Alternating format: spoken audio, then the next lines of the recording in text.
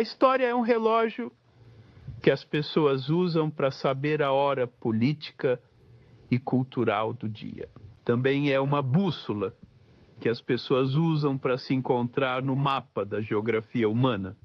A história diz a um povo onde eles estiveram e o que foram, onde estão e o que são.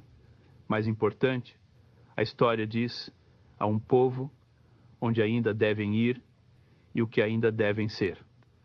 A relação da história com o povo é a mesma que a relação de uma mãe para seu filho. of a mother to her child.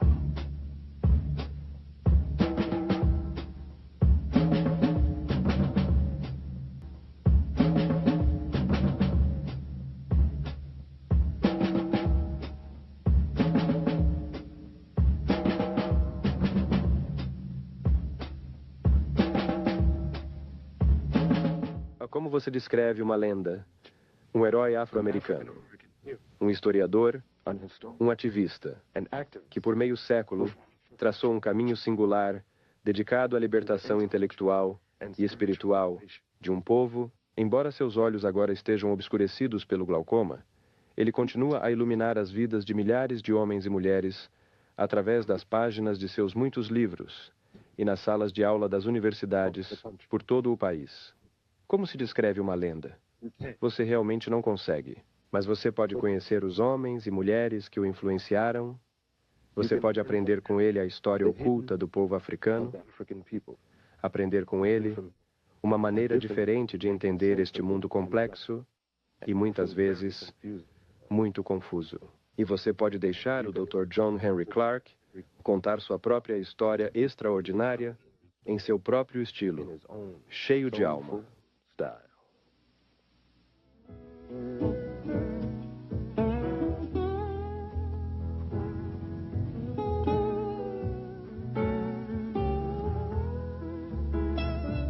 Obrigado.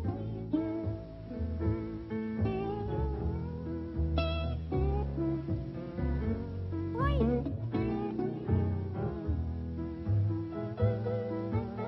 Eu nasci sobre Fazenda de colheita de conchas em Union Springs, Alabama. Dia de Ano Novo de 1915. Esse foi um grande dia de festa em nossa família. E como minha mãe era a favorita na família, e eu cheguei tarde, ela disse que nada seria morto nesta família até que meu filho nascesse. E eu não cheguei até as 3. E todo mundo estava com fome. Mas eles não tinham começado. E eu não fui exatamente bem-vindo. Isso. Eu perdoaria bastante por isso, mantendo a paz.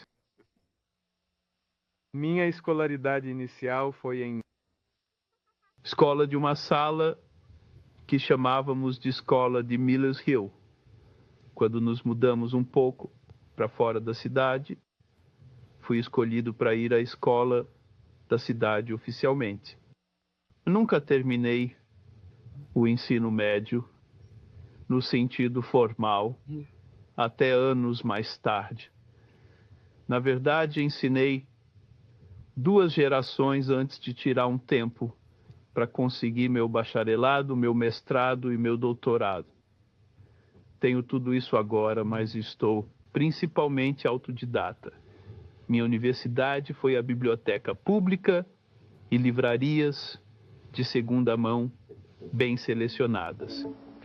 Então, embora eu tenha crescido pobre, cresci em um ambiente muito rico, culturalmente rico. Cresci com muito amor e carinho, muito tempo no colo, muito tempo de palmadas também, porque não me era permitido abusar muito. A senhora Evelina Taylor é minha professora do 5º ano e ela pode ser a professora fundamental na minha vida, além de me ensinar a pensar bem e a ter boa conduta. Ela me chamou para a sua sala durante o horário de almoço dela um dia e me disse para parar de bancar o bobo, porque eu estava fazendo isso apenas para ser aceito.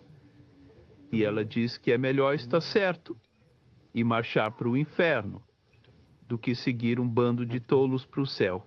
Então, eu queria fazer algo para impressionar a senhorita Taylor. Tínhamos eventos atuais na sexta-feira, queríamos dizer algo em comum, porque eu trabalhava para pessoas brancas antes e depois da escola, e eles tinham revistas, né? Eles recebiam as revistas um dia, liam rapidamente e eu as jogava fora no dia seguinte. Então, quando participava de eventos atuais, eu sempre tinha algo decididamente diferente para falar sobre o meu próprio povo e sobre outras pessoas. Agora eu queria fazer algo realmente grande. Então fui a um advogado para quem eu trabalhava antes e depois da escola. Ainda consigo lembrar o nome dele, Gag Stider. E eu perguntei a ele, para um livro sobre o meu povo na história mundial antiga. Ele disse, sinto muito, John. Você veio de um povo que não tem história. Minha mente não aceitava isso. Continuei a buscar e abri um livro chamado The New Negro. E abri um ensaio chamado The Negro Digs Up His Past. E pela primeira vez, soube que eu vinha de um povo muito antigo, que éramos mais antigos que a escravidão, mais antigos que a opressão, mais antigos que a Europa. Agora começou a corrida por mais informações. A regra de...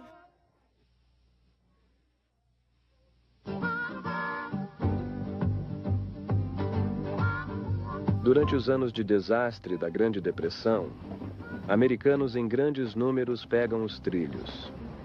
Eles não pegam vagões Pullman ou carros de dia. Eles se escondem nos vagões de carga, viajando pelos trilhos em busca da oportunidade de criar uma vida melhor. John Henry Clark escreveu Saindo do Sul primeiro, brevemente para Chicago e depois para Nova York. Eu tive um sonho. Pensei que, por ter tido algum sucesso escrevendo peças locais, escrevendo letras para músicas de peças locais, eu poderia escrever profissionalmente. Era um sonho, era uma fantasia. Eu estava perseguindo essa fantasia. Aos 18 anos, você pode perseguir todos os tipos de fantasias. Na sombra dos arranha-céus imponentes de Manhattan está o negro e vasto Harlem. Maior metrópole negra do mundo. Impressões da comunidade de Harlem. Em primeiro lugar, era uma comunidade limpa. Era uma comunidade organizada. Era uma comunidade segura. Era uma comunidade com seus costumes que esquecemos agora. Costumes de falar na rua, costumes de passear, costumes sociais. Houve uma época em que a 7ª Avenida, agora Adam Powell Boulevard, era a rua preferida. E você não andava pela 7ª Avenida no sábado ou domingo. Sem casaco e gravata. Havia o costume de encontrar sua dama com seu longo terno bom. E caminhando pela 7ª Avenida para exibi-la, você andaria 15 quarteirões. Às vezes, quando tinha $1 ou algo assim para gastar, você pegaria a 5ª Avenida, ônibus aberto até a Universidade de Nova York e de volta, né? E ela estava satisfeita. E a noite toda você não gastou $1. Muitas vezes você não tinha um. Elas certamente não fazem mais damas assim. Na época havia 3 teatros de vaudeville em funcionamento no Harlem, todos bem frequentados. O Lafayette, Harlem Opera House e o Apollo. O antigo Teatro Lincoln, agora uma igreja, costumava ser um teatro legítimo. Bem, o lugar no centro da cidade que trouxeram para o alto, jogado com o elenco negro. Mostre bem ali.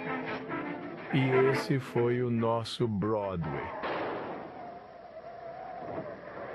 Eu me envolvi com os comunistas e os socialistas, todos os radicais, Comecei a ler literatura sobre a Rússia naquele dia, a ver filmes sobre a Rússia, nunca fui membro. Estive ativo brevemente na Liga da Juventude Comunista. Procurávamos uma saída para a condição em que vivíamos. Eles nos abriram portas e nos deram uma plataforma que de outra forma não teríamos. Já. Sim. Sim, bom.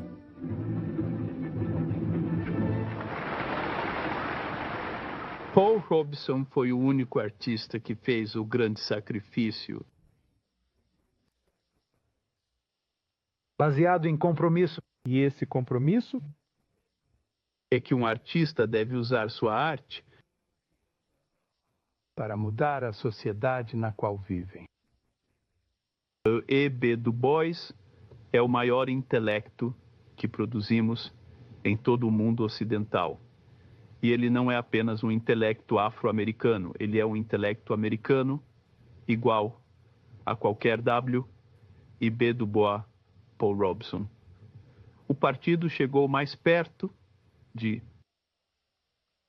o que aqueles homens queriam representar no mundo. Era um trato justo para os trabalhadores Relacionados à nossa tristeza.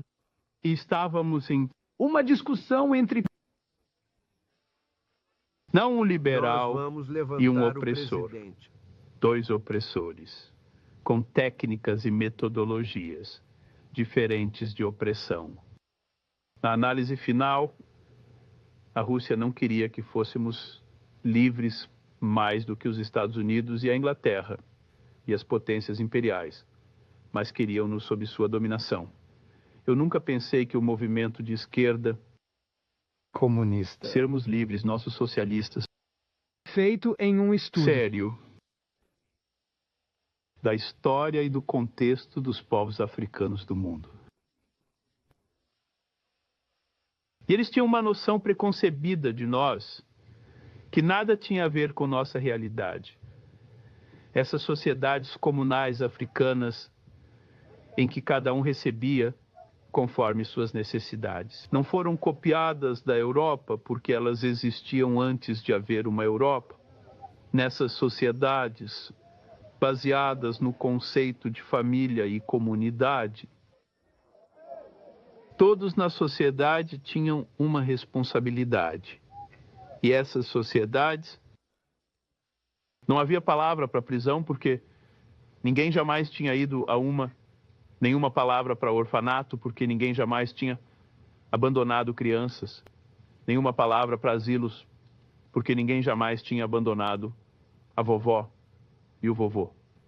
E enquanto eu tinha uma certa admiração pela conclusão de Karl Marx, atrevo-me a dizer que ele foi um oportunista político e um oportunista de ocasião, pois estava repetindo algo que já existia no mundo antes da primeira questão da Guerra Europeia e vivia em uma casa que tinha uma janela.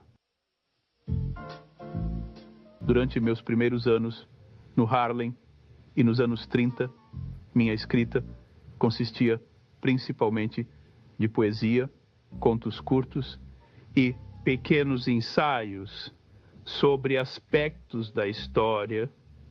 Os escritores do Renascimento do Harlem, é claro, me influenciaram.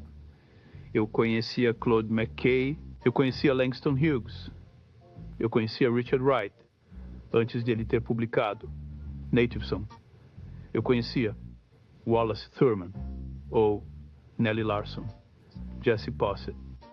Encontrei uma consciência panafricanista em Langston Hughes e, de certa forma, em Claude McKay, mas o resto deles era bastante paroquial. Finalmente conheci Arthur Schomburg. Obrigado. Arthur Schomburg, mentor de 2 gerações de estudiosos afro-americanos. O legado deste historiador, nascido em Porto Rico, é a instituição mais definitiva do mundo em seu campo. O Centro Schomburg de Pesquisa em Cultura Negra no Harlem. Eu fui à biblioteca da rua 135ª e ele estava no 3º andar, né? E eu perguntei, muito humildemente, pastor, library, você conhece alguém que me daria uma carta para ver Arthur Schomburg? E ela disse muito bruscamente, sabe? Impacientemente, porque ela estava com pouco auxílio. Você só tem que subir 3 lances. Eu subi 3 lances. E lá estava Arthur Schomburg, segurando a mesa, tendo 18 anos e sendo imprudente. Eu queria saber a história do povo africano no mundo. Daqui em diante, agora... Então a hora é a hora do almoço, toda ela. Você disse, sente-se, filho. O que você está chamando de história africana e história negra são as páginas faltantes da história mundial. Então, ele disse, História filho, mortal. vá ver seus mestres. Vai estudar a história das pessoas que te escravizaram e descubra por que acharam necessário remover um povo inteiro do respeito. Através de comentários da história do mundo. Bem, minhas primeiras impressões deles foram de um povo no poder que pretendia permanecer no poder. E comecei a me perguntar por que eles tinham tanto e outras pessoas tinham tão pouco, e por que todos que eu conhecia trabalhavam mais do que eles. Quem fez Arranjo. isso? Eu estudei além. História e história mundial. Agora, quando fui a Schoenberg, lá atrás, Algum conhecimento e antecedentes da história europeia. Agora ele começou a me mostrar como estudar a história africana. Arthur Schoenberg me ensinou O estágio. para se relacionar da história africana para a história mundial. Wilson Huggins, do Old Harlem History Club, me ensinou o significado político da história. E das palestras de William Leo Hansberry, da Universidade Howard, aprendi o significado filosófico da história. A lição mais valiosa que aprendi é que quando você se refere a um povo pelo nome correto, esse nome deve estar relacionado à terra, à história e à cultura. Todos os povos voltam à geografia de sua origem original e se identificam. Não importa onde vivem na face da terra. Usamos excessivamente a palavra preto, porque preto diz como você parece, mas não diz quem você é. Você pode chamar um italiano de branco. Isso não te diz nada sobre ele. Somos as únicas pessoas que parecem ter perdido. Essa característica é essencial. de referência geográfica e histórica.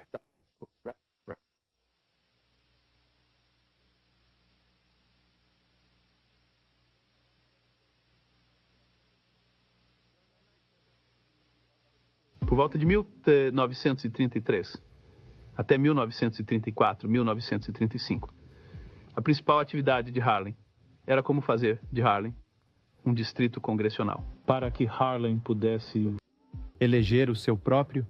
O congressista Adam Powell acabou de começar a mostrar sua influência.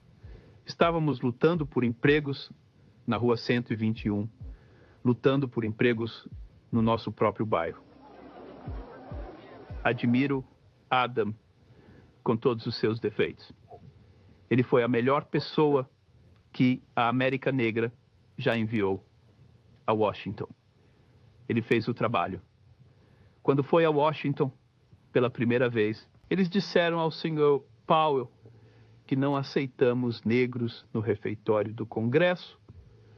E Adam sorriu e disse: bom, você não os aceita. Isso é o seu costume. No dia seguinte, Adam arrumou o mais alto, o mais assustador e o mais negro dos negros que pôde encontrar. E o levou ao refeitório do Congresso como seu convidado. Sim. E conseguiu passar impune. Foi um período em que estávamos reavaliando nosso papel em todo o mundo ocidental. Estávamos sintonizando com a África tanto quanto podíamos e realizando fóruns africanos, fazendo um estudo sério da história africana, né? Os homens negros queriam ir para a Etiópia e lutar do lado dos etíopes, mas a América não lhes daria passaportes e não deixou um sequer sair do país para esse propósito. E, no entanto, os italianos podiam conseguir passaportes para ir e lutar com as forças italianas contra os etíopes. Agora, mais tarde, alguns dos mesmos homens negros que não conseguiram permissão, obtiveram permissão para ir lutar na Brigada Abraham Lincoln, na Espanha. Sou médico. Então, por que você gostaria de ir para a Etiópia? Bem, sinto que é meu dever dedicar minha profissão e, se necessário, minha vida à causa da Etiópia. Ficarei feliz em morrer pela defesa de toda a África, incluindo a Abissínia. Tudo bem, assine aqui na linha pontilhada. Veja, originalmente, os africanos não se definiam por continente, mas mais por região. A África, como continente, começou a ser definida por estrangeiros. No norte da África, os romanos tinham uma província chamada Afrique. A palavra se tornou África. A história, tanto conhecida quanto oculta, da terra onde o tempo começou, tem sido o foco principal das pesquisas do Dr. Clarke ao longo de sua longa carreira. O conceito de ordem social, o conceito de uma sociedade organizada a partir da civilização do Vale do Nilo, antes de qualquer outra sociedade que foi conhecida pelo homem, funcionando em qualquer outro lugar do mundo, a importância da civilização válida, agora é que foi aquela civilização que estabeleceu um padrão para agricultores não tocados pelas outras civilizações do mundo, e as pessoas estão relutantes dar crédito a um africano por uma criação que aconteceu na África. Eles também esquecem que o Vale do Nilo se estende por 4.000 milhas no corpo físico da África e que foi a primeira via cultural do mundo. Por séculos, os eurocêntricos rejeitaram a ideia que o poderoso Império Egípcio foi de fato criado e mantido por africanos negros. O conceito de que a civilização ocidental foi produto da inteligência, imaginação, tecnologia e espiritualidade não branca era inaceitável, tanto psicologicamente quanto politicamente. Um brilhante estudioso e cientista senegalês abalaria, e muitos dizem que derrubaria, os alicerces dessa sabedoria convencional. Seu nome era Sheikh Anta Diop. Sua pesquisa foi trazida à atenção do mundo de língua inglesa graças aos esforços de seu colega e amigo de longa data. Perguntando-se por que seus livros nunca tinham sido publicados nos Estados Unidos, ele disse que não havia interesse dos editores em seus livros. Levou-me 7 anos para interessar o editor na livraria naquele acordo. Os discípulos de Diop referiam-se a ele como o faraó do Alto Nilo. Você deve ser forte o suficiente e sereno para ver o efeito histórico. Para ver os fatos históricos. Entendi. E interpretá-los. Todos nós podemos ser apaixonados por isso. Todos nós podemos participar. Mas não é assim que resolvemos problemas complexos. Quase para a humanidade. Isso agora não é como era tudo grande. Não deixe essa citação. Humanidade. A dominação que sofremos, da qual eu mesmo sofri. O nosso próprio domínio sobre outras raças o precedeu. Nossa dominação de outras raças a precedeu. Assim, a África exerceu um imperialismo contínuo por 4.000 anos. Por 4.000 anos, a África Negra teve um imperialismo. Toda a França Ocidental foi conquistada e estava sob dominação romana. Toda a Ásia Ocidental estava sob a dominação dos negros. Nunca poderíamos ter pensado naquela época que a situação poderia um dia ser revertida. Naquela época, ninguém jamais teria sonhado que a situação pudesse ser revertida. É por isso que o estudo da história nos dá a serenidade para apreciar os fatos e relativizá-los. É por isso que o estudo da história nos dá a serenidade necessária para apreciar os fatos como eles são. Em 1974, ele desafiaria os principais estudiosos do mundo sobre o conceito de que o Egito não era nada além de um estado africano. A conferência sobre o povoamento do Egito reuniu acadêmicos de destaque do mundo que debateram. A maioria deles queria colocar a origem do Egito fora da África. Sheikh Tadeu e seu protegido, Theopold Obenga, colocaram o Egito no contexto. Sheikh Tadeu Etam era mais do que um historiador. Ele era um cientista, um paleontólogo, e havia provado que, se conseguisse o pigmento de algumas das múmias, poderia provar a origem africana. Obrigado. Todos os outros conferencistas vieram apenas para discordar. E quando tudo terminou, tiveram que admitir. Esses dois homens vieram preparados para provar seu ponto. Nesse momento, começaram a fechar a porta para a pesquisa de Sheikh Tadeu.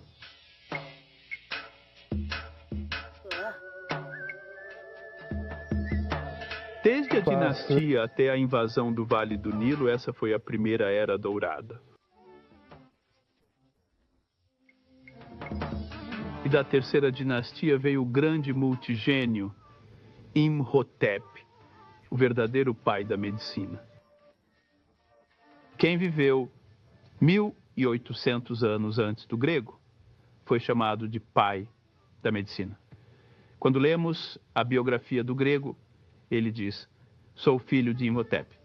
E da 18ª dinastia veio o mundo. Grande reformador social e talvez uma das primeiras divindades do mundo.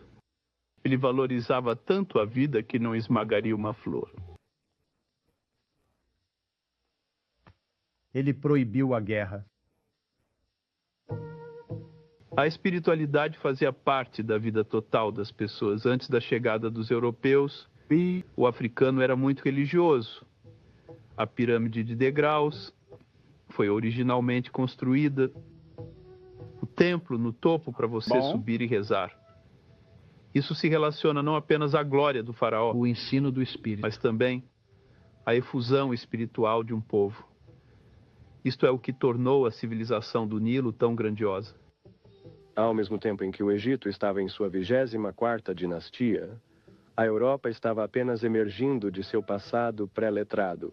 A primeira demonstração de inteligência europeia foi um livro chamado A Odisseia e a Ilíada.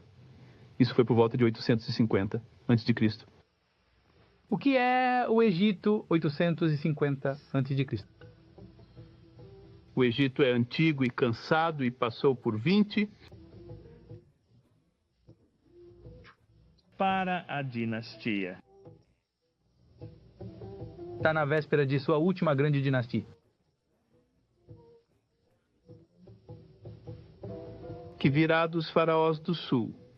E os europeus acabaram de escrever um livro de folclore.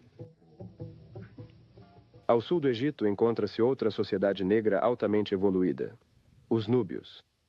A sua civilização prosperou por cerca de 3.000 anos. Eu chamo a 25ª dinastia de a única dinastia do sul que se moveu para o norte e para dizer aos seus primos, os egípcios, como governar uma nação mais uma vez. No grande espetáculo da história, esta foi a última caminhada da África sob o sol. Foi uma guerra grande e poderosa. Essa caminhada havia durado 10.000 anos. Agora está chegando ao fim. A Europa está apenas nascendo. A própria palavra Europa nem está sendo usada.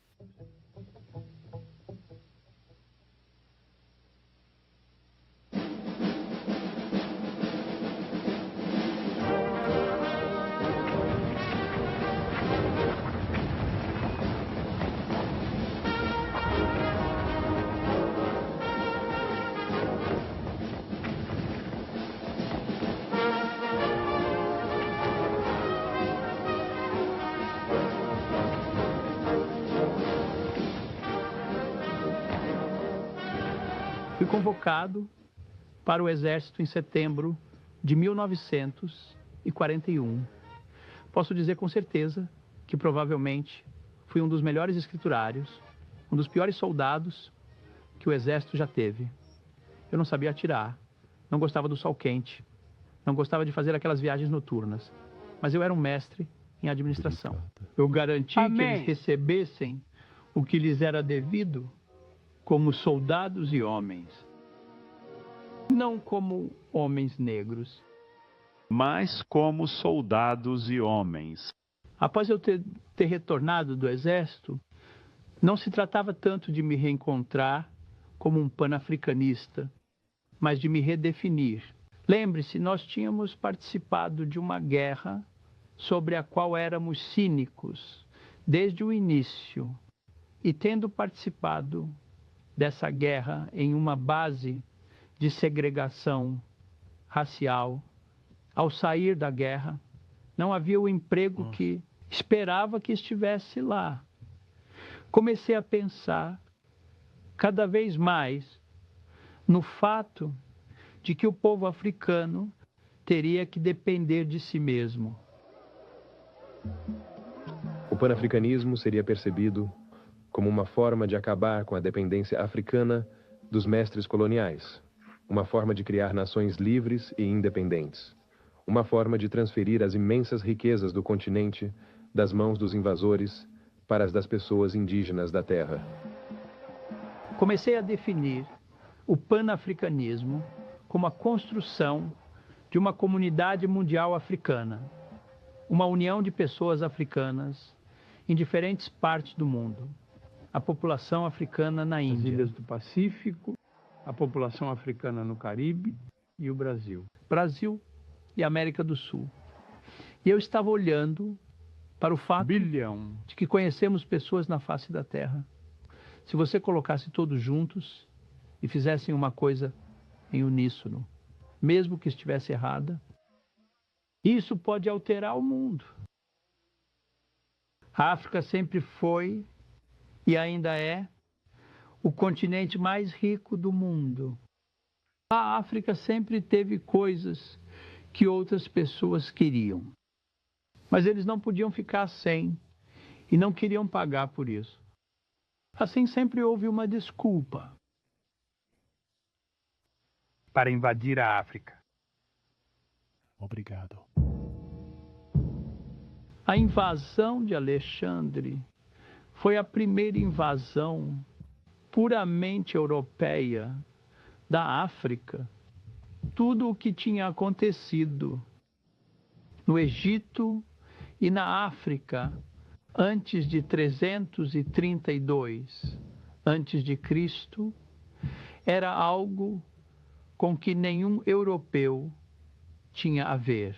Agora vemos o início da ocupação europeia e vemos isso como agressão, não trazendo civilização, mas destruindo civilização. E que não entendeu. A chegada não convidada dos exércitos europeus, no Vale do Alto Nilo, sinaliza o começo do fim da mais elevada civilização que o mundo conhecia.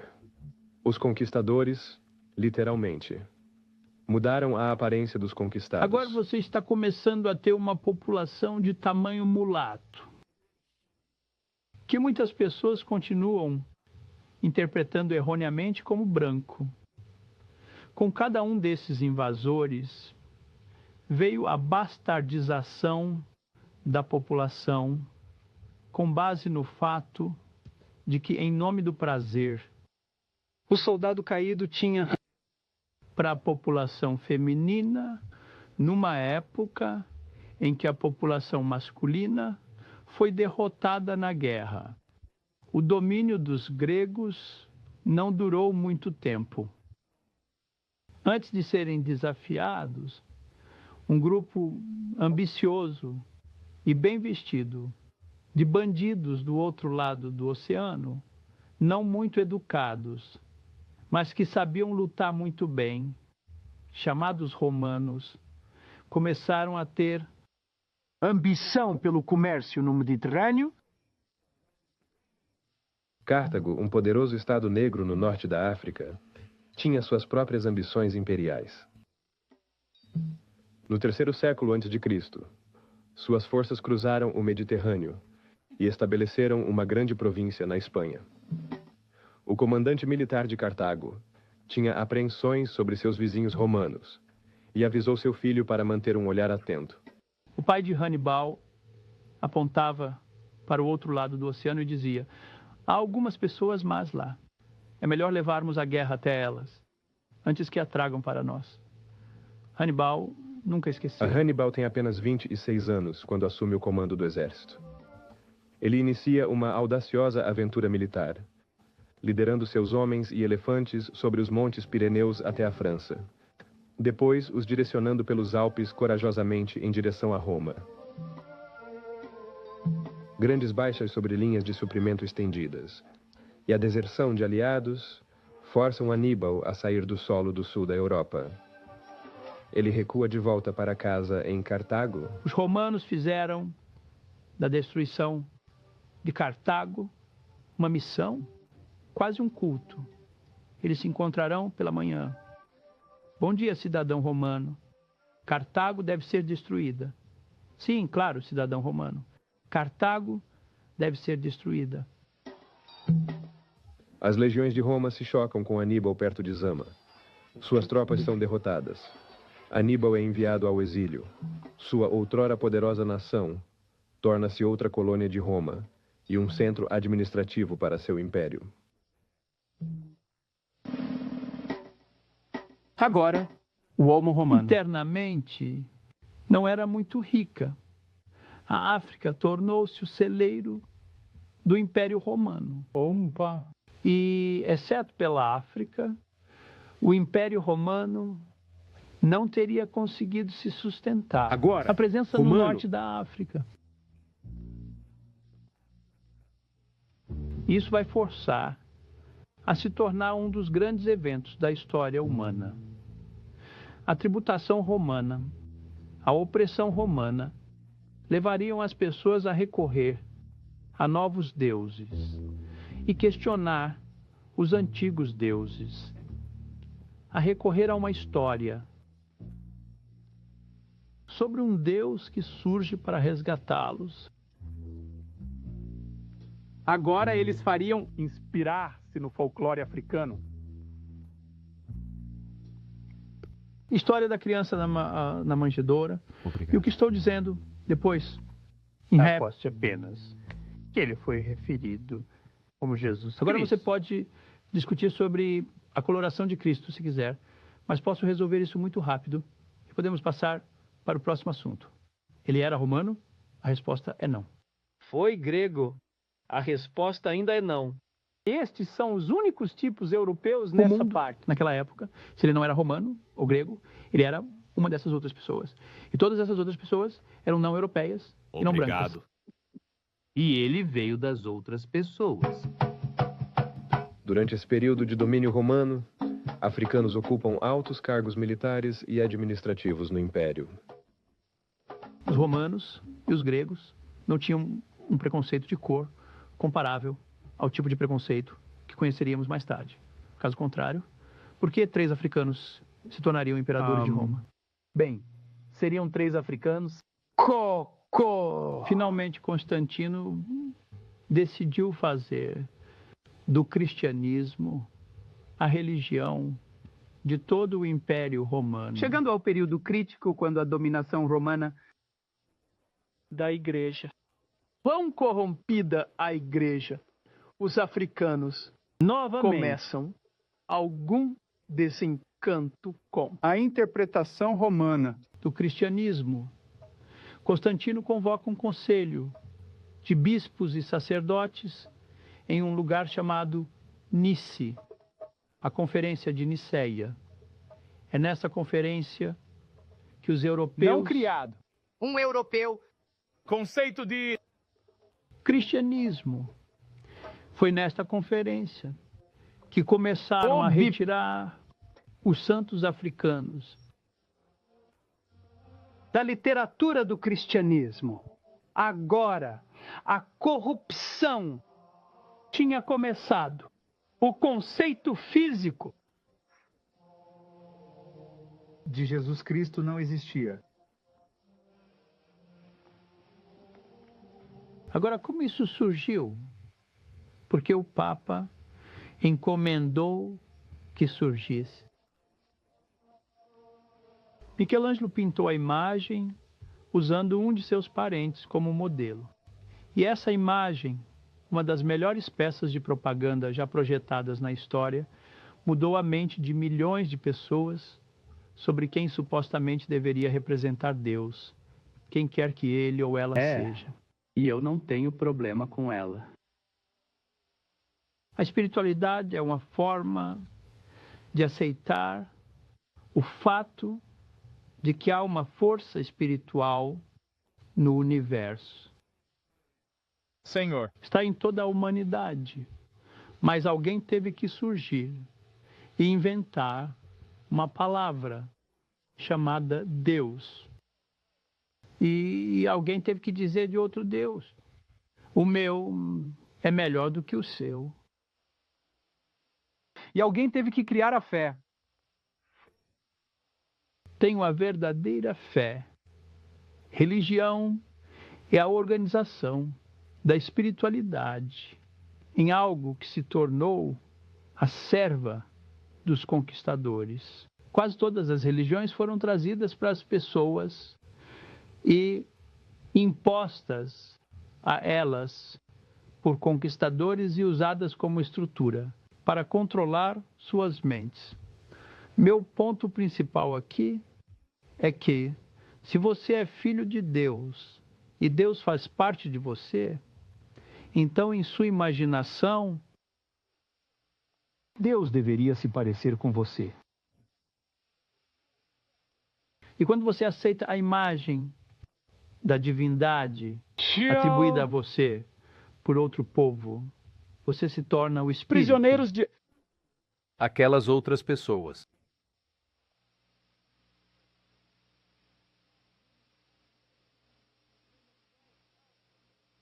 Muitos africanos se tornaram cidadãos romanos, assim como muitos negros americanos hoje. Obrigado. Eu não tenho nada a ver com a África. Sou americano. Sou cidadão. Sou americano. Havia africanos muito tempo atrás com esse mesmo tipo de tolice, de personalidade dividida, sem saber onde pertencia sua identidade étnica. O controle de Roma sobre as suas províncias distantes enfraquece. Na África do Norte, enfrenta um novo e feroz desafio: Islã. Os árabes, ao notar a fraqueza dos romanos no norte da África, começaram a conquistar o favor dos africanos. Os árabes convenceram as populações negras locais a se unirem na luta contra um opressor comum. Eles também convenceram muitos a abandonar suas crenças tradicionais e jurar lealdade a Alá. Os africanos presumiram que, apoiando os árabes derrotariam os romanos, literalmente das costas deles. Eles estavam certos. Os árabes realmente tiraram os romanos das costas deles. Árabes substituem o romano. E como a maioria dos conquistadores, eles declararam guerra à cultura africana e aos modos de vida africanos. O árabe sempre foi um propagador e defensor da escravidão. Sempre racionalizaram a escravidão com base no Islã. Eu não acho que qualquer religião sancione a escravidão. E sempre que você usa uma religião para sancionar escravos, você está usando mal essa religião e usando mal a palavra de Deus. Bem, os cristãos fizeram isso. Os árabes fizeram isso. E os hebreus fizeram isso. Não está certo em nenhum caso. Exércitos islâmicos, suas fileiras dominadas por convertidos africanos, derrotam os romanos e avançam para o continente da Europa. No processo, eles capturam a Espanha. Lá, os africanos e árabes criam um império rico, culto e poderoso.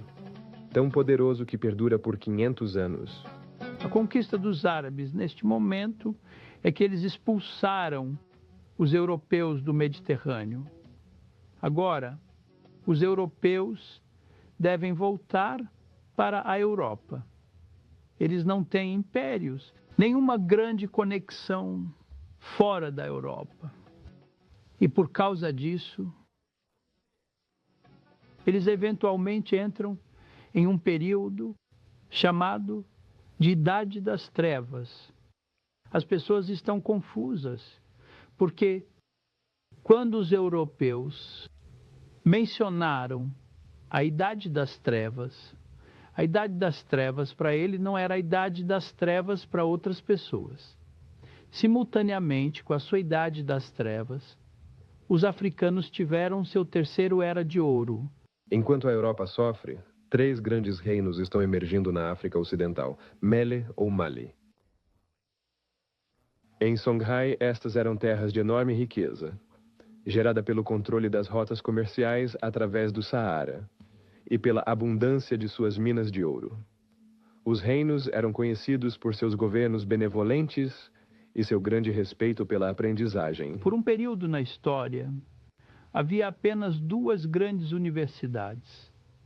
A Universidade de Sankore, em Tombuctu, e a Universidade de Salamanca, na Espanha.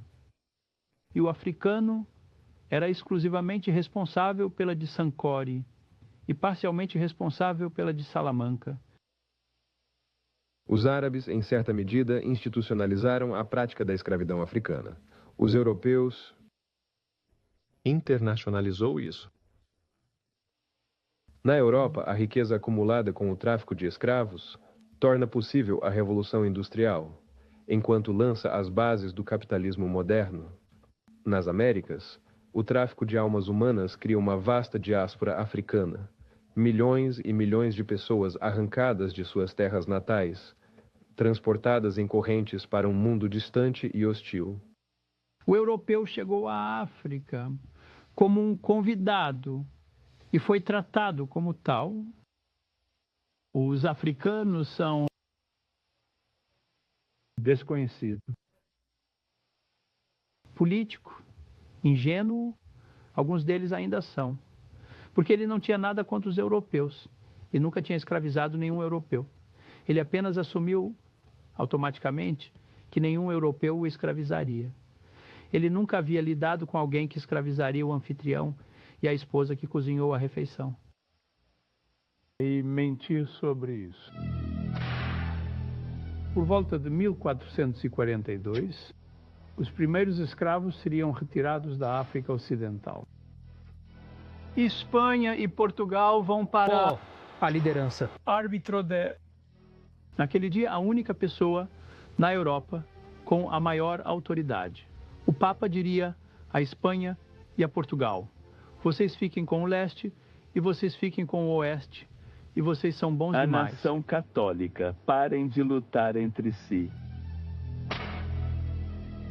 E então, a declaração profunda antes da partida. Ambos estão autorizados a reduzir a servidão todos os infiéis. O comércio de escravos agora foi interrompido e os europeus foram informados de que não precisam se sentir culpados por isso, porque você está fazendo isso a um infiel que está fora de deuses. Comércio de escravos da Inglaterra, liderado pelo capitão Hawkins e o bom navio Jesus. O navio era chamado de o Bom Navio Jesus. O brasão de armas. No programa. Com 2 africanos amarrados de volta. As costas, os braços amarrados. Então, eles não viam contradição em participar do comércio de escravos e serem cristãos ao mesmo tempo. Não podemos lidar com isso o suficiente, porque ainda estamos sofrendo com isso dentro da mente de muitas pessoas neste mundo. Milhões estamos fora da humanidade, fora da graça de Deus. Esse é um sentimento terrível enquanto você caminha pela terra, porque o que foi tirado é a sua humanidade essencial, o seu ser humano. Quando tiram o seu ser humano, eles tiram a sua nação. No início do século XIX, o conceito de escravidão começou a dar lugar ao conceito de colonialismo, uma forma mais sofisticada de escravidão. A escravidão como sistema tornou-se desajeitada e, além disso, chegou a um ponto em que estava saturado. Todo mundo que queria um escravo tinha um, quem podia pagar por um. As nações europeias de grande porte não tinham. Qualquer parte da África começou a resmungar. Na Conferência de Berlim, 1884 e 1885, as potências europeias de importância, que não tinham parte alguma da África, agora receberam alguma parte. Os africanos não se renderam aos invasores europeus. Eles lutaram ferozmente, bravamente e continuamente. As guerras anticoloniais começaram ao longo da costa da África Ocidental, em partes do interior da África e no Congo. Foi uma resistência armada. As guerras Zulu duraram desde a década de 1650, quando os Boers chegaram, até a última guerra Zulu, em 1906. No Ghana, as guerras Ashanti duraram desde o início do século XVIII, até a última guerra Ashanti, liderada por uma mulher, Ye Asantewaa. Em 1900, por um tempo, parecia que os europeus não conseguiriam manter o continente. Mais mão de obra e um tratamento mais impiedoso o colocaram principalmente sob seu controle. Em 1884, 1885, e depois não houve disputa sobre quem estava no comando. Quem estava no comando e qual parte disso? Estamos presos a um mito do conquistador e do invasor como o portador da civilização. Nenhum povo jamais trouxe civilização a outro povo, em momento algum e em lugar algum na história. Uma das mentiras mais prolongadas que já ouvimos. Civilização é a arte de ser simples. A palavra civil significa ser pacífico. E não há nada pacífico na agressão. Apenas o escravo pode abolir a escravidão. Se alguém está em suas costas, você tem que se curvar um pouco para equilibrá-los. Nas suas costas. Agora, a melhor maneira de tirá-los das suas costas é ficar totalmente ereto.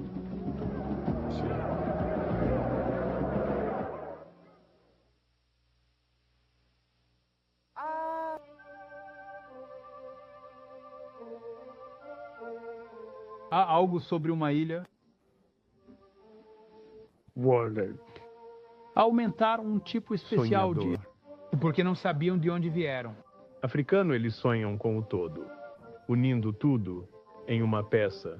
As sementes do panafricanismo, plantadas nos Estados Unidos durante os anos de escravidão. Mais tarde florescerão no solo fértil das Índias Ocidentais Britânicas. Trinidad produziu o maior trio. Guy Sylvester Williams, Celler James e George Patton. Em Trinidad, eles encontraram a Liga Pan-Africana.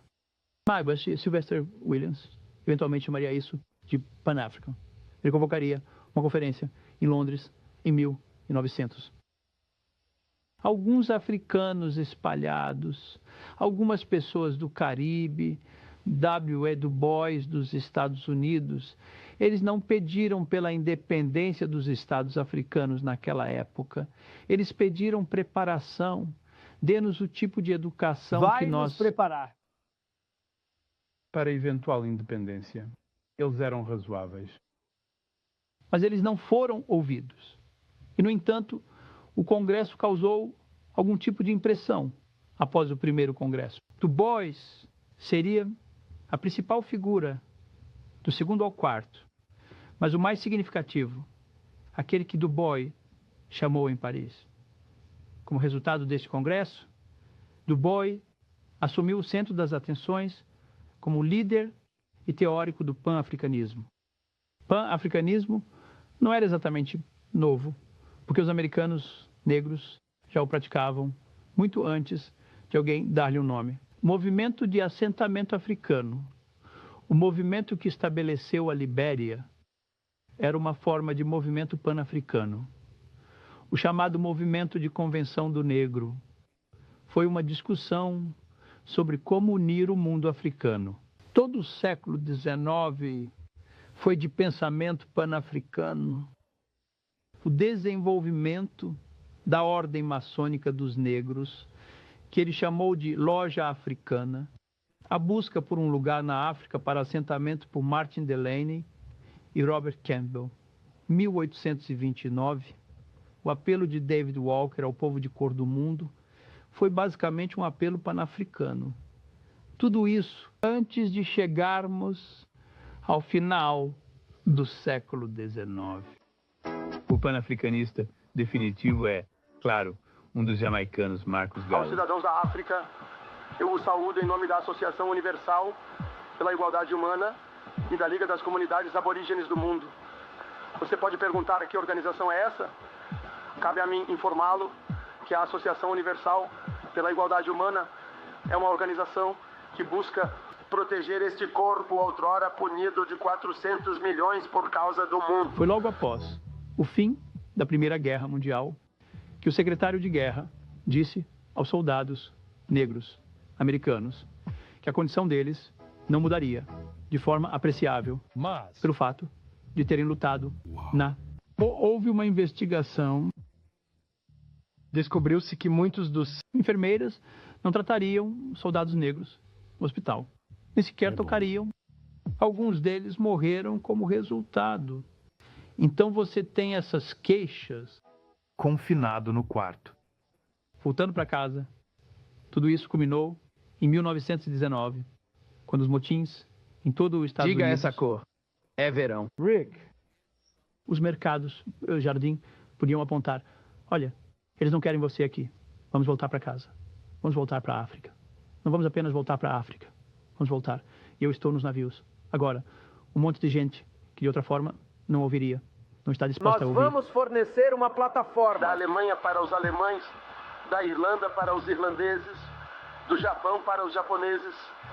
Nós, da Universidade de New England, estamos levantando a bandeira da África para os africanos do norte e amplo. E começou a sonhar o grande sonho e a resgatar a mente de milhões de afro-americanos da depressão e dúvida de si mesmos. Em 1923, ele estava com algumas dificuldades com os barcos e com algumas das pessoas que havia contratado para gerir os barcos. Terrível má gestão e traição. Ele arrecadou milhões de dólares afro-americanos para comprar esses barcos. E esses barcos eram velhos e não tão marítimos quanto ele pensava. Garvey moveu-se por um grande território, talvez rápido demais, e ainda assim construiu o maior movimento na América Negra antes do nosso conhecimento.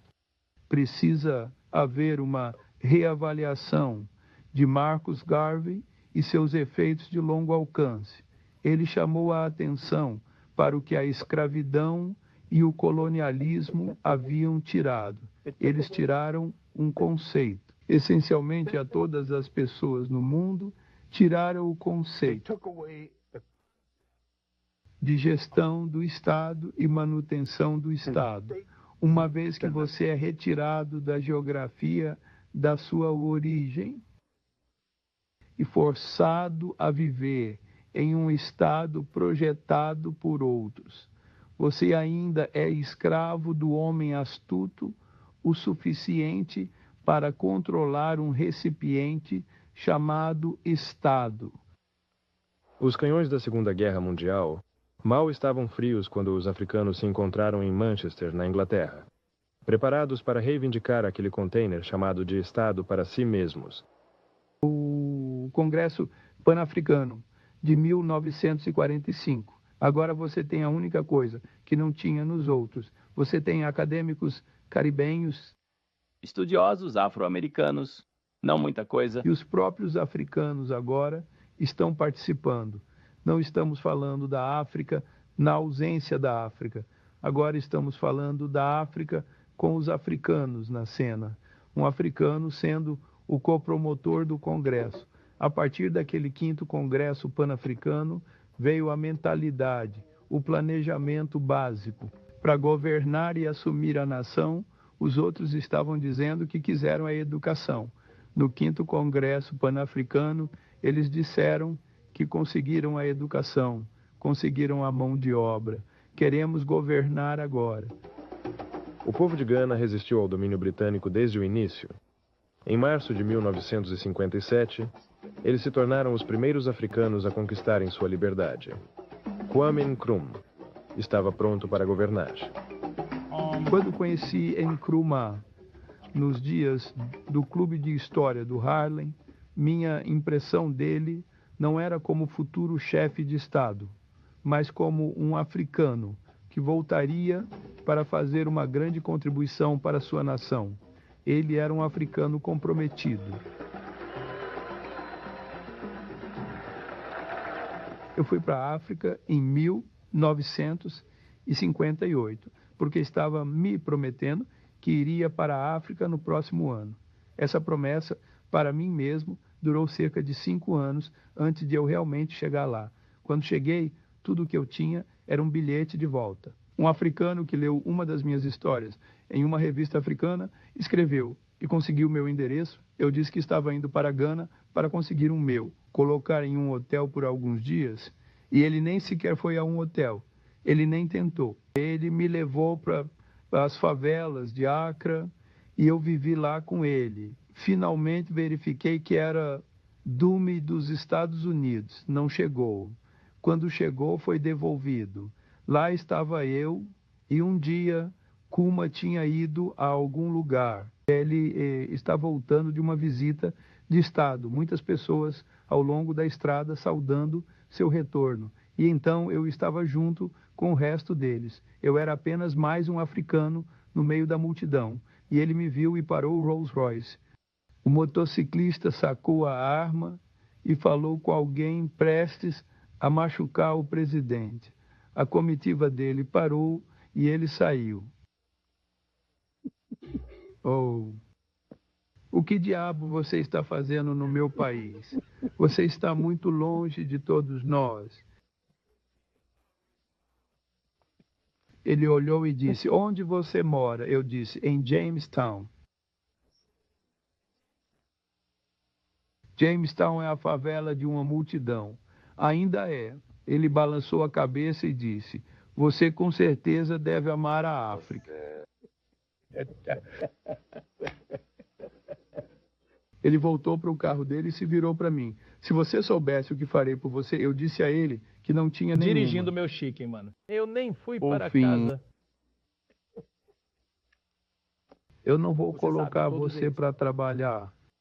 E ele me deu um emprego, perucando em seu jornal as notícias da noite. Obrigado.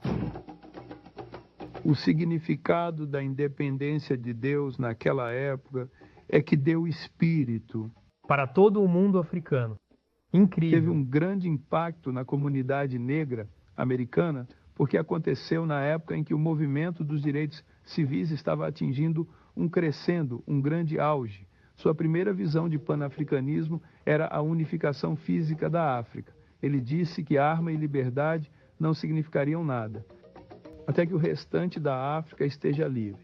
Assim, o espírito de independência de Gana criaria uma luz de esperança no restante da África. É aqui que Kwame Nkrumah estava tentando construir.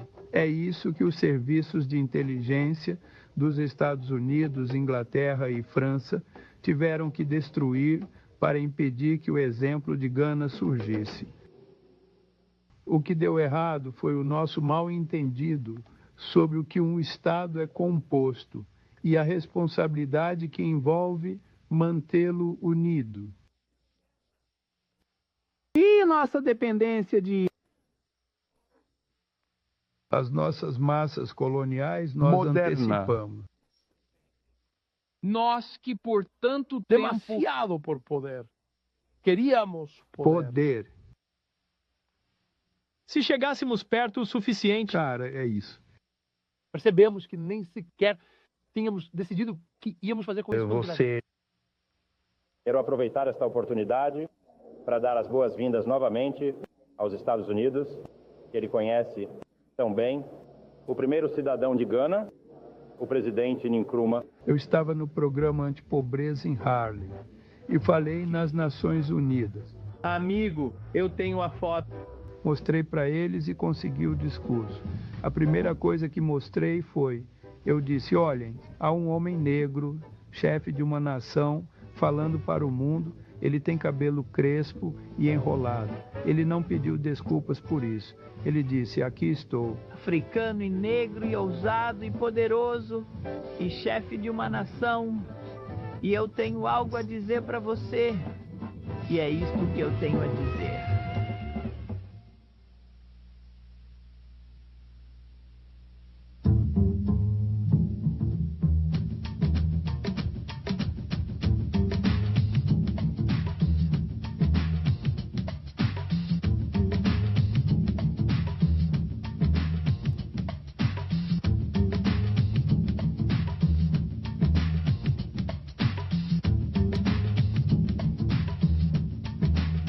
A resistência passiva de Gandhi, e devemos entender isso, era uma estratégia.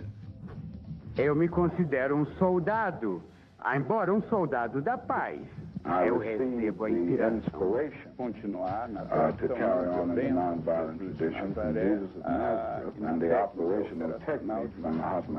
A resistência passiva do movimento dos direitos civis foi vendida como um modo de vida. Uma estratégia nunca é um modo de vida. Uma estratégia é algo que você usa da mesma forma que uma laranja. Quando o suco acaba, você a joga no lixo. Os nacionalistas indianos do leste. Mas um político muito habilidoso. E ele sempre tinha uma alternativa violenta esperando nos bastidores, caso sua não violência não funcionasse. O dia marca o início. Espera, você fez? A noite toda! Mobilize-o! Door. Obtenha o direito de votar em todo este estado. Acho que o Dr. Martin Luther King foi o líder espiritual do movimento negro, do movimento dos direitos civis, e provavelmente um dos melhores teólogos que produzimos nos últimos anos. Ele era um sonhador e ainda assim era um homem comprometido com a luta e fez grandes sacrifícios. Dentro dessa luta, eu tinha alguns desacordos fortes com ele. Nunca achei que devíamos estar presos ao conceito de não violência como um modo de vida. Eu estava perfeitamente disposto a usá-la como estratégia. Eu acho. Devemos ser cautelosos ao criticar Martin Luther King. Ele foi corajoso o suficiente para arriscar sua vida pelo que acreditava. Ainda estamos aqui falando. Obrigado. Prova suficiente de sua valente promessa. Olá, meninos.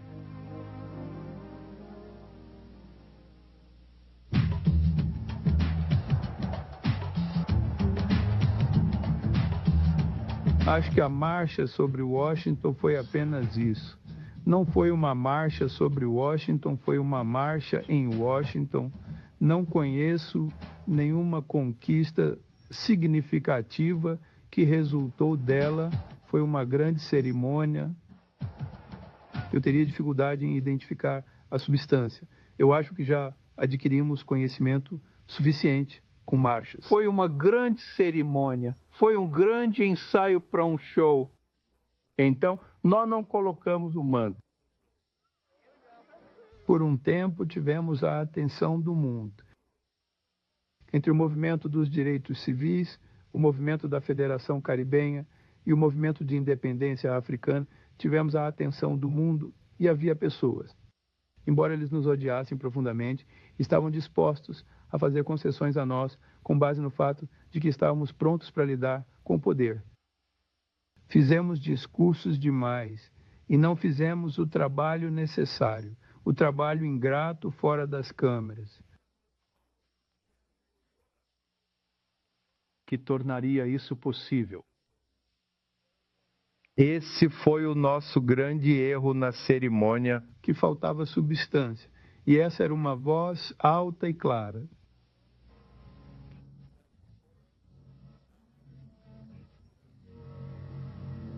Analítico. Estávamos lutando para não ouvir aquela voz. Era a voz do grande malvado Malcolm X, que possui tanto a mensagem nacional quanto a internacional. Uma das razões pelas quais é ruim continuarmos a nos referir a nós mesmos como supostos negros, isso é negativo. Quando dizemos supostos negros, estamos apontando o que não somos, mas não estamos dizendo o que somos. Somos africanos e estamos na América. Não somos americanos. Somos pessoas que anteriormente eram africanas, sequestradas e trazidas para a América. Conheci-o pela primeira vez em 1958. Conheci-o desse período até sua morte e às vezes o via diariamente. Eu forneceria informações sobre a história e informações de fundo.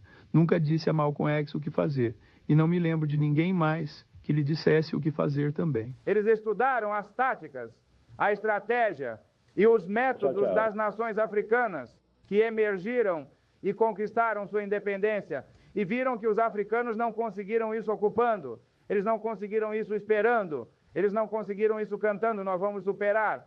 Eles conseguiram por meio do nacionalismo. Eu conheci o Malcolm pela primeira vez no edifício da Feira Mundial. Ele me olhou de cima a baixo e disse: aposto que você come carne de porco. Vou admitir que já fiz algumas visitas prazerosas a costeletas e outras partes do porco. Eu disse que, sabe, Malcolm, se não fosse pelo porco, você e eu não estaríamos aqui discutindo sobre o porco, porque alguns de nós já teriam ido, teríamos morrido de fome. Muitas vezes, quando Malcolm X começava seus discursos comigo, o honrável Elijah Muhammad nos ensina. Malcolm X estava ensinando lições de Malcolm X, além de qualquer coisa, do honrável Elijah Muhammad. Já pensou sobre? Bom. Estou dizendo que estamos agora no caminho para um mundo melhor, porque o homem branco prometeu integração. Isso é uma discriminação? A análise do Sr. Muhammad é que até a imagem do homem negro, na mente do homem negro, tiver sido mudada, você sempre terá delinquência, tanto parental quanto juvenil. Então toda a abordagem dele não é tanto mudar a atitude do homem branco em relação ao homem negro, mas mudar a atitude do homem negro sobre si mesmo. Os árabes e alguns grupos poderosos dentro do islamismo realmente queriam Malcolm ao seu lado.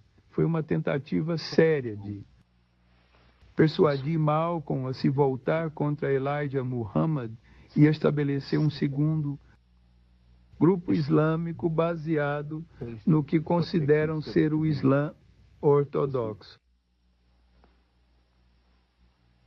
Você muitas vezes não tem leite. Ele recusou e estava descendo a rua em direção ao carro dele. Este homem recusou. 3,5 milhões de dólares. Bateu no meu ombro. Comedor de porco. Deixe-me te comprar uma xícara de café. Ele era mais leal a Elijah Muhammad do que Elijah Muhammad eventualmente foi a ele. Elijah Muhammad estava ficando velho e fraco e havia suspeitas de que Malcolm X seria o sucessor lógico. Havia aqueles dentro da nação que não queriam Malcolm X como sucessor lógico, porque Malcolm X havia feito uma grande limpeza na casa.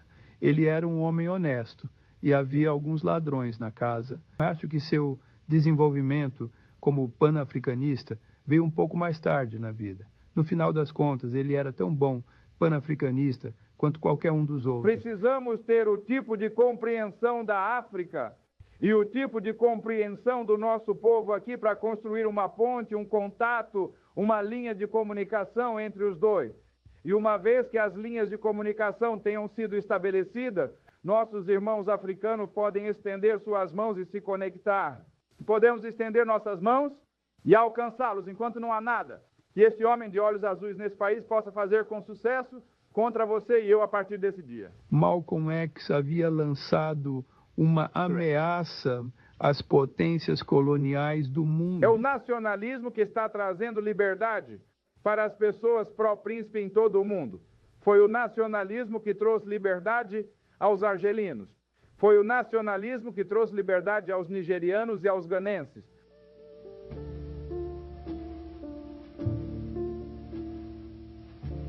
Não acho que o assassinato de Malcolm X tenha sido um assunto local americano. Acho que foi uma coisa maior do que isso. Eu não acho que Farrakhan tenha tido qualquer relação direta com o assassinato, mas eu acho que Farrakhan é culpado por criar a atitude e a atmosfera que levaram ao assassinato. Sem Farrakhan, Malcolm X, eu acho, ainda teria sido assassinado.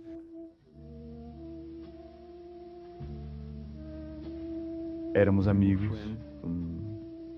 O dia em que nos conhecemos até a sua morte. Quando recebi a notícia da morte dele, eu estava em Connecticut. Eu tinha crescido para fazer discurso em Connecticut e estava em uma casa judaica. Alguém anunciou que ele havia morrido e então alguém acrescentou, rejeitando tudo isso, que afinal de contas ele era antissemita. Conheço o homem bem o suficiente para saber que ele realmente não odiava ninguém. Ele odiava certas coisas que as pessoas faziam. Ele não era um odiador de jeito nenhum. E eles falavam assim naqueles dias. Ele tinha o direito de nos dizer quem deveria e quem não deveria ser nosso herói.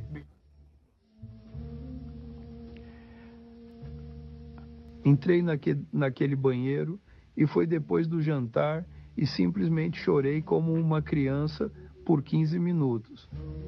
Saí parcialmente recomposto. Fiz o discurso naquela noite em que me pediram para fazer e voltei para casa, começando a tentar lidar com a realidade da situação. Porque para mim Malcolm X não se foi e ainda não se foi na minha imaginação. O ano inteiro após a morte dele, eu sempre tive a sensação de que estávamos tendo nossa conversa habitual. Eu estava sempre nela. O que posso fazer? E finalmente, tive a sensação de que ele tinha dito: faça seu melhor trabalho. Eu era um bom professor antes disso. Eu era um professor melhor. E uma pessoa melhor depois disso. Porque eu sabia que ser um bom professor na sala de aula era meu melhor trabalho.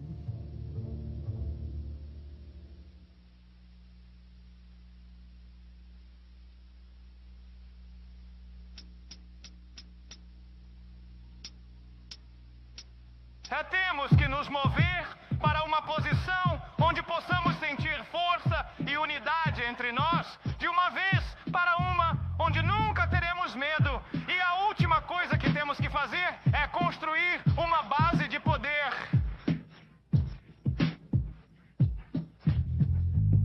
Indivíduos não criam rebeliões, as condições criam. Até que comecem a se avaliar em relação a essas condições, as rebeliões continuarão e se intensificarão. E lutar pela nossa libertação por todos os meios necessários. Foi o começo do movimento Black Power. Também foi o movimento Black and Beautiful, avançando para a segunda fase. Eu gostaria de pensar que usar o afro, vestir roupas africanas, era um movimento em direção à África. Em certa medida, era uma forma de consciência africana, um despertar africano como resultado disso. As pessoas africanas foram estimuladas em todo o mundo. O que seguiu a estimulação? Quais instituições surgiram disso? O que de valor duradouro surgiu disso?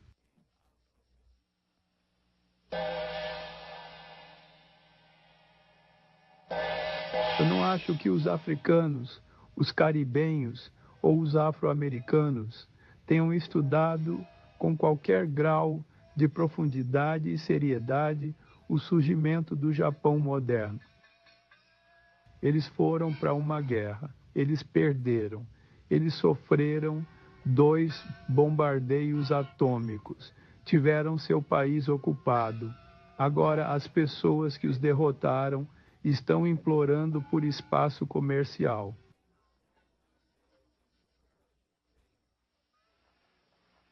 O que eles fizeram que nós esquecemos como fazer?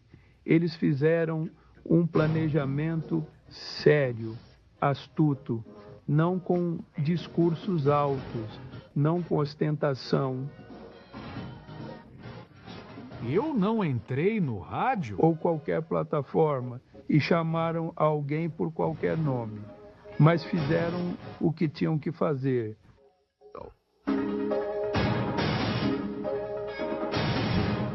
Se estivermos executando um programa bem planejado para a libertação, se estiver escrito, qualquer pessoa alfabetizada pode contribuir. E liderança compartilhada. Se o líder morrer enquanto você está... Página 13. Passar para a página... Idade 14 e continuar a luta. Enterre o homem. Continue o plano.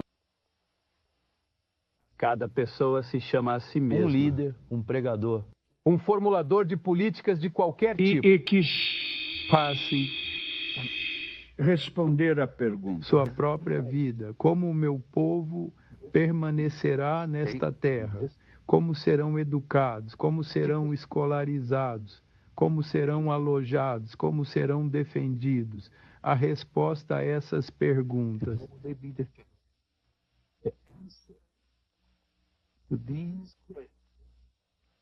Criará o conceito de nação duradoura, porque cria o conceito de responsabilidade duradoura.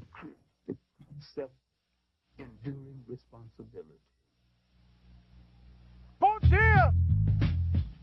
Assalamu alaikum! Meu querido presidente!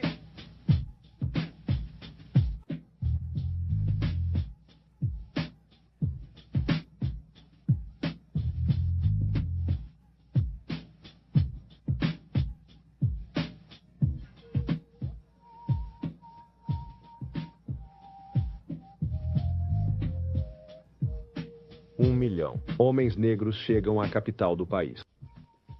Eles estão respondendo ao chamado do ministro Louis Farrakhan por unidade, redenção e expiação.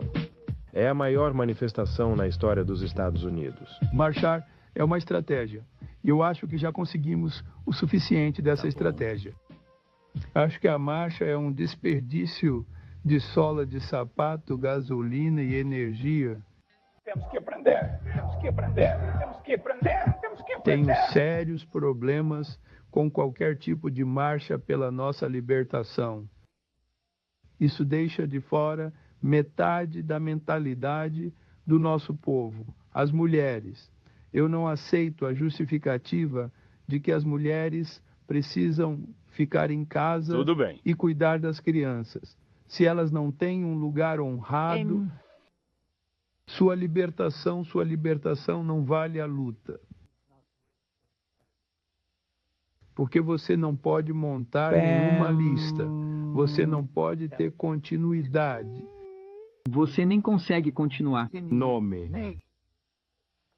Sobre essa conexão. Million Man March! Viva o espírito da Million Man March!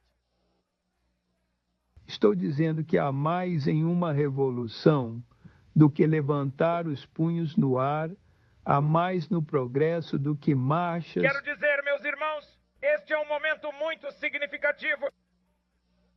Grávidos da possibilidade de uma mudança tremenda em nosso status na América e no mundo. Estamos fazendo libertação do showbiz. E isso não é.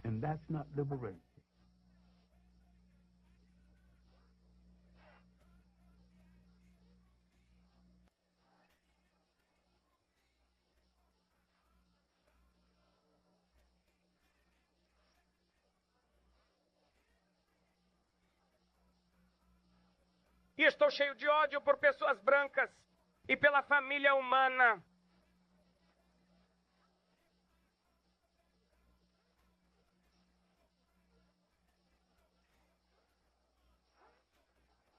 Esta marcha fará mais para lavar o ego de Farrakhan, para projetá-lo na vanguarda da liderança do que qualquer outra coisa.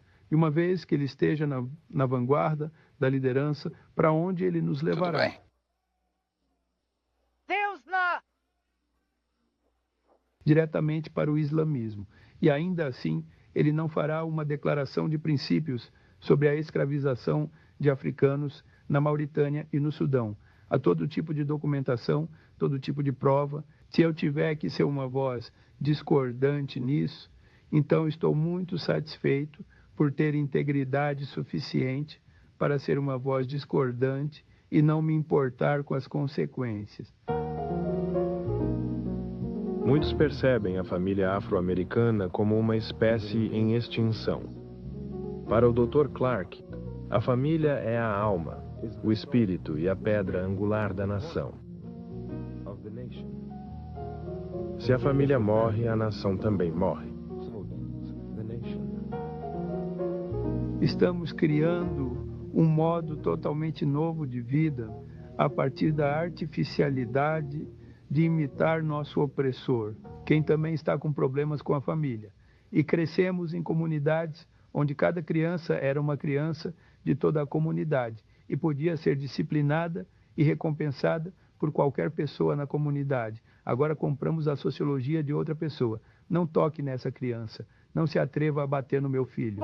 Antigamente, a sua mãe te deixava sozinho e dizia, se eles se comportarem mal, você precisa bater neles. Não temos mais esse tipo de relação um com o outro.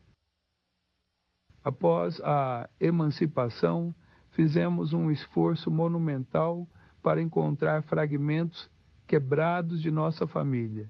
Minha própria avó passou 3 anos vagando por Virgínia, tentando encontrar seu primeiro marido, que havia sido vendido para uma fazenda de reprodução de escravos na Virgínia. Mas o principal era que estávamos tentando reunir as famílias e ter conexões familiares.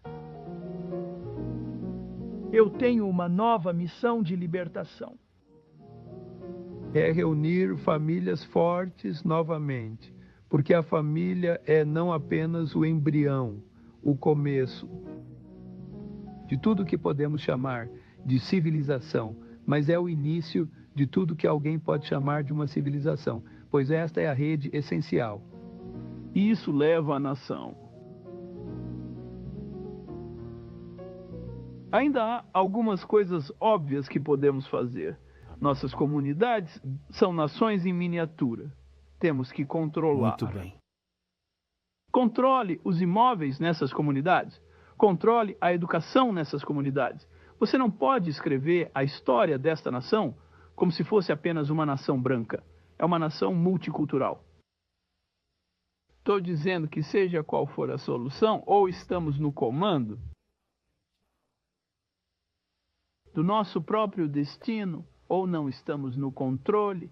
Nesse ponto temos que ser claros, ou você é livre ou é um escravo.